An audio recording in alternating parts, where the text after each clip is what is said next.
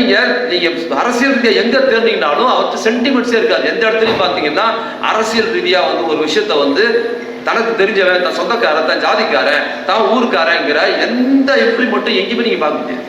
அவர் அதுக்கான எந்த இடத்தையுமே கொடுத்தது கிடையாது. இப்போ இவிகேஎஸ் இளங்கோவன் ஒரு முறை பேசும்போது, அவர் இருக்கும்போது நான் சந்திச்சு பேசினேன்.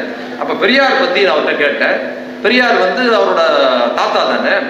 அப்போ இவர் காலேஜில் படிக்கும் போது எனக்கு ஒரு பைக் வேணும், எனக்கு ஒரு ஜாவா பைக் வேணும்னு கேட்டேன். அதுக்கு என்ன வாங்கி கொடுத்துடலாம், விலை பட்டியல் வாங்கிட்டு வான்னு சொன்னார் பெரியார்.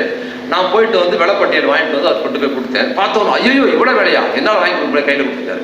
அதுதான் சைக்கிள் மாதிரி கம்மியாக இருக்குன்னு பாட்டு ஐயா கொடுத்துட்டாரு. எனக்கு பைக் வாங்கி கொடுத்துருவாருன்னு அவ்வளோ ஆசையாக இருந்தேன் நான். ஆனால் கடைசியில் பார்த்தா அவர் முடியாதுன்னு சொன்னாலும் எனக்கு பெரிய அவமானம் ஆயிடுச்சு.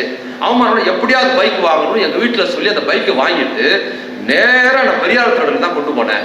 பெரியார் கடலில் உள்ளே போய் அந்த பைக்கை ரைஸ் பண்ணி உள்ளே சுற்றி சுற்றி சுற்றி பயங்கர சத்தத்தோடு போட்டேன். கொஞ்ச நேரம் கழிச்சு மணியம்மை வெளியே வந்தாங்க. ஐயா பைக் சத்தம் கேட்டுருச்சான், நீ வாங்கிட்டு தெரிஞ்சிச்சா, அவனை போக சொல்லிட்டாரு அப்படின்னு சொல்றாரு. பெரிய